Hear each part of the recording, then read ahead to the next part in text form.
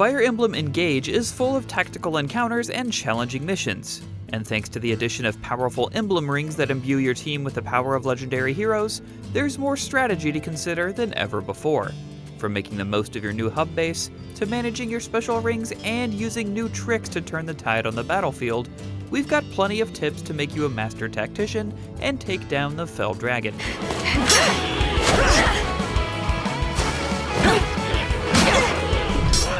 Check the map carefully for where the blue spots are that charge your emblem.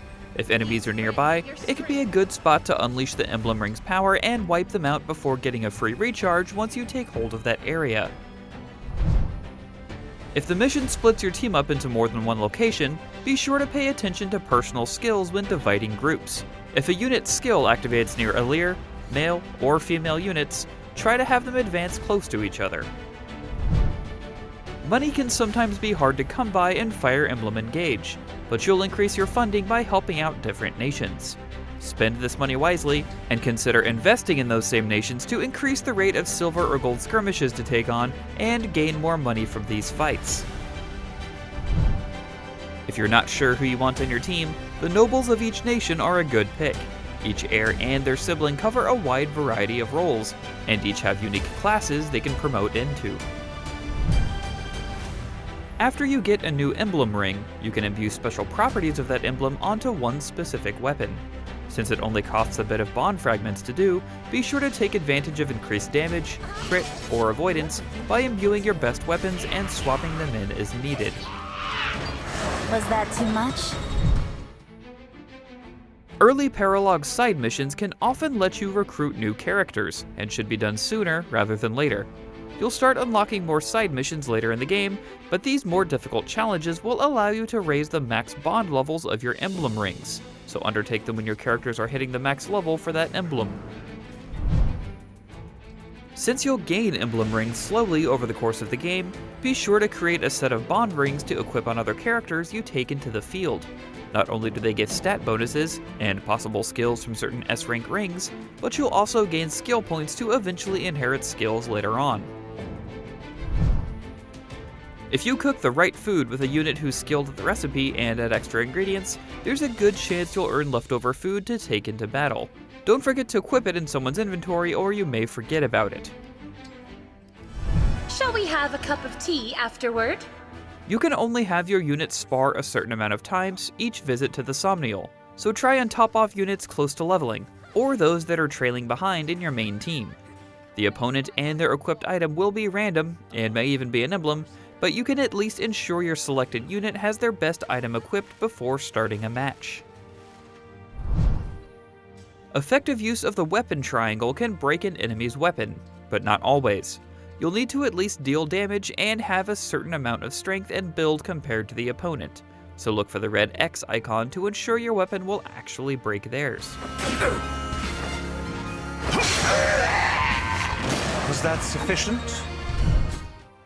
Healers are far more formidable than in previous Fire Emblem games, thanks to their martial arts abilities that can also break tomes, bows, and knives. Don't be afraid to send them in to stagger enemies before sending in your other units to finish them off.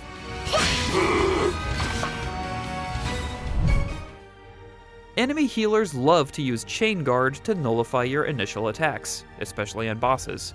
However, they can only do so if the healer is at full health, so use area of effect attacks or even quick attacks from weaker units while saving your strong hits for when the boss is vulnerable. For peace. Staves have many uses. Don't forget to equip different types or use Alir's Convoy to pull one out if you need it. From healing to warping or debuffing, they can turn the tide when used at the right time. Daggers used by thieves and wolf knights will poison opponents to lower their stats up to 3 times, so try to use them first on tougher units or bosses so the rest of the team can benefit. Just make sure the daggers deal at least 1 point of damage or they'll be immune to the poison too.